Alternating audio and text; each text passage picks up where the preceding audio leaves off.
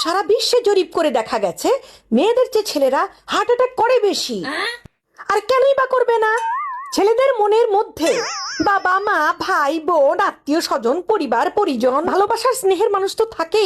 তারপরে আরো কি থাকে? ওই রাস্তা দিয়ে ক্লাস 10-এ পড়া মেয়ে গেলেও তাদের হাড়ের মধ্যে ঢুকে যায়। তারপরে ছাদে যদি পাশের বাসার ভাবি গোসল করে সে একটু চুলে ঝাঁকি মারে, ওই বয়স্ক ভাবিকে দেখেও তাদের মনের মধ্যে হালচাল হয়ে যায়, সেটাও তাদের মনের মধ্যে ঢুকে যায়। তারপরে রাস্তাঘাটে চলতে গেলে তো আরো কতজন মনের মধ্যে ঢুকে, তা তো বলারই কথা নেই।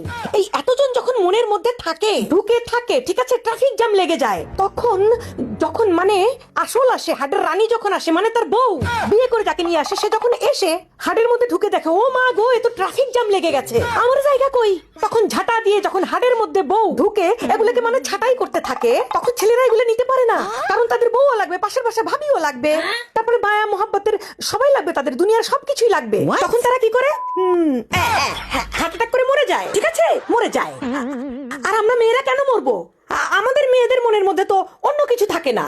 আমাদের মেয়েদের মনের মধ্যে থাকে হচ্ছে শুধুমাত্র বাবা মা ভাই বোন। বিয়ের পরে আমরা বাবা মা ভাই বোনকেও ঠুস করে পার করে দিই, মন থেকে আউট করে দেই, দিয়ে শুধুমাত্র স্বামী আমাদের মনের মধ্যে থাকে, ঠিক আছে।